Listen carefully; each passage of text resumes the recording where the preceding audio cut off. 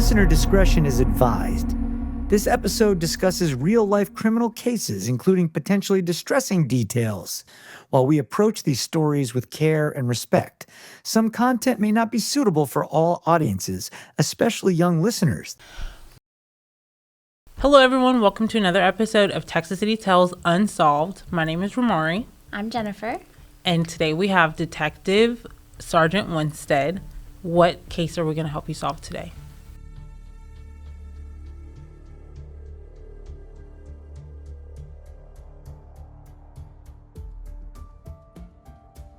This is a case it's the murder of Sarah Powers-Trusty. Her legal name is Sarah Powers, and we have Trusty in some of the documents because she was allegedly married to a gentleman by the name of William Trusty. I've never seen any documentation they were legally married, but that's why she has two last names. Okay. This is a case from 2002, so it's been a while, like almost 23 years this July. So on July 13th, 2002, at about 1 p.m., Mr. William Trusty reported his wife missing to the Galveston County Sheriff's Department. They lived out in what was referred to as Algoa, Texas, which is up Highway 6 area, the Santa Fe area. And they lived in the 300 block of Avenue E on a street there in a trailer. Well, Mr. Trusty tells the sheriff's deputy that took the report that afternoon, that the evening before, between 8:30 and 9:30, approximately that evening, he and Sarah got into an argument over either dinner or eating with family members, and he reported that Sarah walked away from the residence. A short time later, he got in his truck and then found her walking down the road, kind of like towards the Highway 6 area. They live off of Highway 6. I don't remember exactly how far. It's not that. It's within walking distance. He stopped the truck, got out, and had another conversation with Sarah, tried to get her to get into the truck and come back home, and she refused. So he reported that he returned home and then cooked some French fries or something. And that's the last time that we know of anyone saw her alive. Kind of moving forward, the next day on July the 14th, so Sarah she cleaned a church, the Algoa Baptist Church, from time to time, like a side job. But on July 14th, the next day, Sarah's family reported finding her bicycle at that church. Well, see the map that I provided you there, pardon me. Again, she had a reason to be there, right? That's where she worked sometimes. But keep in mind that Mr. Trusty reported the night before she walked away from the house. She didn't ride her bicycle from the house. So another basically 2 weeks goes by, and on July 28th of 2002, at about 6:30 in the morning, there's a fisherman out here. It's got a couple different names. There's Skyline Road or Levee Road. There's Beach Road. It's all the same kind of area. Roughly, according to the original officer's report, he measured it 1.6 miles. There's a stop sign there. So if you were going down Levee Road, or if you came up the basic Bay Street extension by the shooting range around that way, and it all kind of meets right there, there's a stop sign. So roughly 1.6 miles from that stop sign going towards the floodgates is where he found the body of a female when he walked out there to go fishing. And the body is lying on the rocks out there at the water line. And of course, we respond out there. The female was wearing like a white top, some white shorts, and then she has some distinctive blue, like a light blue or almost a bright blue plastic necklace, almost like a seashell necklace. I thought it was, but the report says it's a plastic necklace, and then a matching anklet that goes on your ankle. And that was kind of distinctive that she was wearing. The next day at the medical examiner's office, they through fingerprints, they identified the body as Sarah Trusty from Algoa. And that's kind of where it gets kicked off, like the investigation. And there was quite a bit of work done through the sheriff's department because, she originated as a missing person from them. And then over the years, that's 23 years, so a lot of different detectives have looked at this case. I've looked at this case somewhat, and some other guys that are at Texas City currently have looked at it. And what we find in the report is just a lot of dead ends, a lot of there's no leads. But what is consistent in the report is they keep the names William Trusty, the husband, keep surfacing, and then Sarah had a neighbor. His name was Floyd Johnson, and for whatever reason he moved the next day after she came up missing. Now the detectives back then interviewed him, and he had an alibi or a reason why he did that, and obviously they never could connect either men to the case because it's still unsolved. So that's kind of where it's at today. The only thing that I learned a lot looking at this, but one of the key factors that is for that part of our town, which is the Dike and Skyline Drive, is I learned through family friends that Sarah liked to party a lot, and she was known to hang out before the I think that was the 2000. I don't know what storm that was that came through that we had. It's been since her death, but there used to be shrimp boats parked out off the dike. There may be some out there now, but there was more piers out there than there is now. And that it was rumored that Sarah would like to go out there and hang out with the shrimp boats and I guess party. So and that's kind of relevant in reference to where she's found at, right? So that could be a clue in itself too. And Mr. Trusty nor Mr. Johnson have any connection to shrimping. I know Mr. Trusty, what I've been told, that area was like one of his favorite fishing spots as well. So, How far is where she was found from her home? about 14 miles, be about a 30-minute drive, depending on which way you go. But even longer if you were on On a bicycle. foot. Yeah, Oh, or yeah, even it would be probably a couple of days on foot. But so yeah, obviously somehow she got from Algoa to where we find her at. And then, as you all know, we're surrounded by a lot of water here. So if you were to murder someone and throw them in the water somewhere, depending on the current, so that plays a factor maybe into where her body's found out as well. But there's no waterways between Algoa and the Texas Dike that would get her there. I guess I should add that. You'd have to actually, she'd actually have to be on this side of the Galveston Bay or somewhere in this area to enter the water, obviously. So. Did the all-white outfit with the blue accessories, was that what her husband had reported she was last seen in? Do you know? I don't remember if that's what he reported or not. I'm sorry about that. Yeah. It would make sense that's what she was wearing. If he's the last person that the detectives and the officers back then and that I could find that saw her alive and that actually spoke to her. There was some talk through when I interviewed some of the family that she may have came across some money through financial means and may have purchased a vehicle, but I don't find anywhere in the reports of a vehicle that she owns or had. I know they looked at Mr. Trusty's truck very closely. They examined it, went through it, and didn't find anything that was pertinent. So, Was it unusual, or would it have been unusual for her to ride her bike to the church where she cleaned? I wouldn't think so. No, that would be her only form of transportation if she didn't have a vehicle. And when I first read that, I thought, well, that's where she went there to clean. But then you go back to, well, the husband said she walked away. So she could have maybe circled back around and got her bicycle. That's probable. But there's no evidence that she did that. And he said that the argument happened, around dinner time, but there was company, right? There was an argument about having dinner with family. There was no one else there. Okay. Yeah. Okay.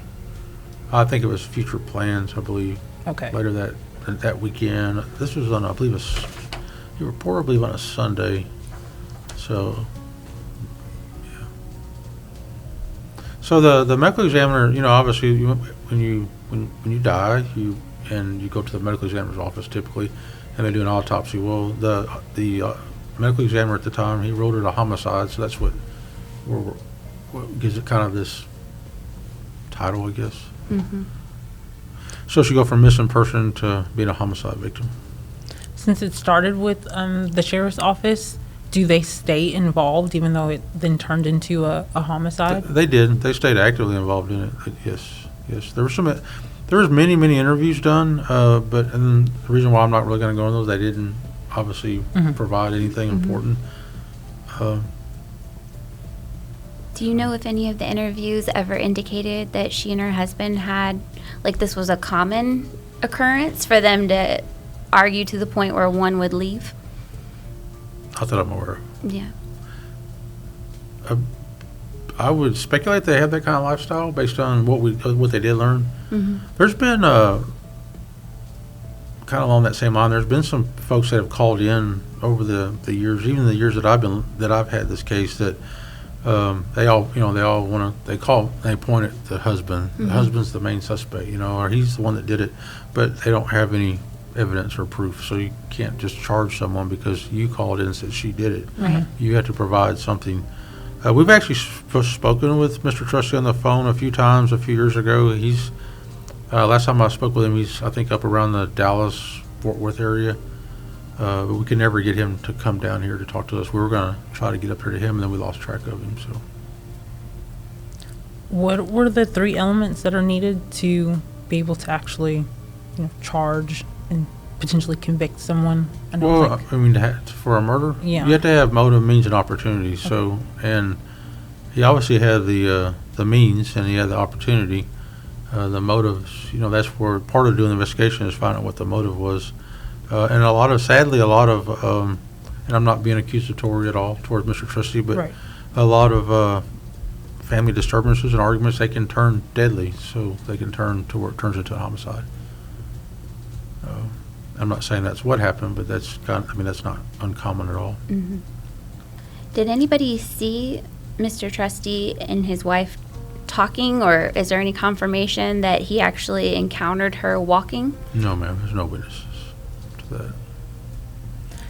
In this time period, like early 2000s, were there reports of other women going missing? Because, someone walking alone along a highway.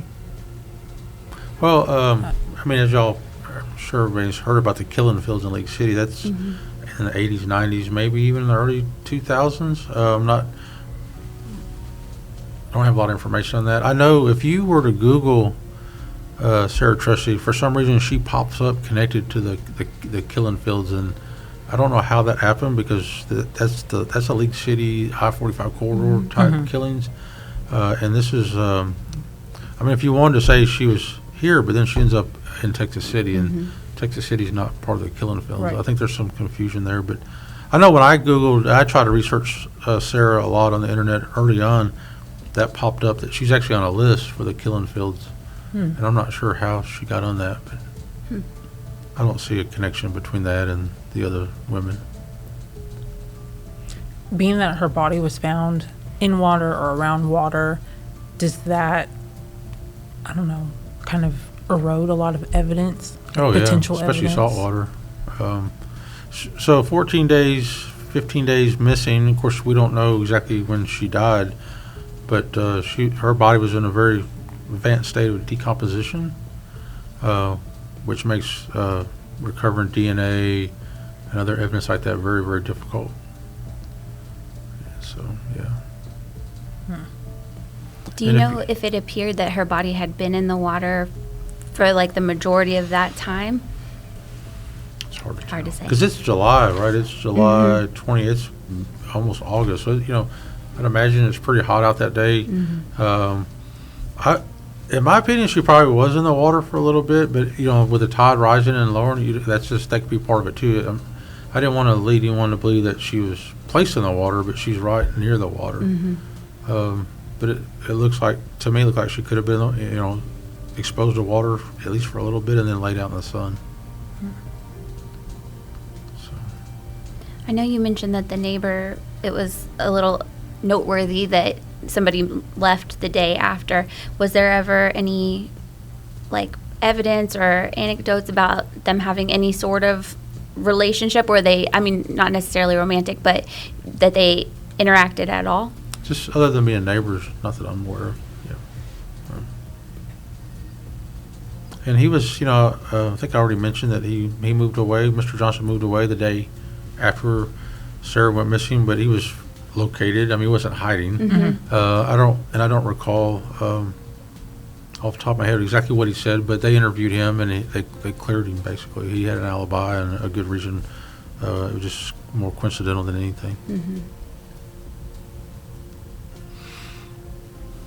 Any other questions over there? You look like your I know, wheels are turning. They are turning, because then I'm just thinking about if it was true that she used to hang out a lot with some of the shrimpers and stuff. I wonder, I don't know, what they might have saw or what their opinions were. And then I'm just thinking about, when she was reported missing,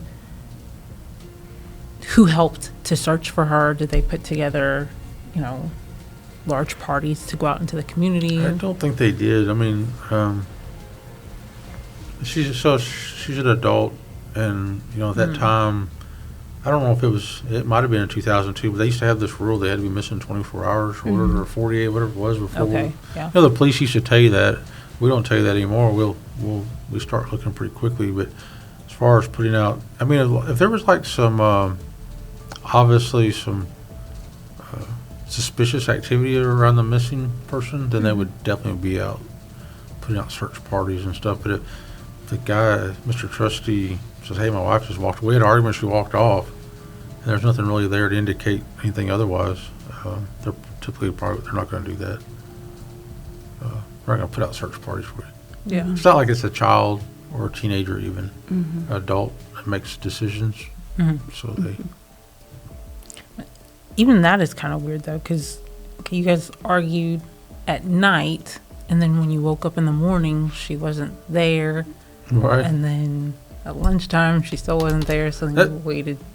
Yeah, that goes back to the question that Jennifer asked me, was that it could have been a common occurrence, or just normal for her or him to leave for the night. Maybe that's why he wasn't too concerned with it.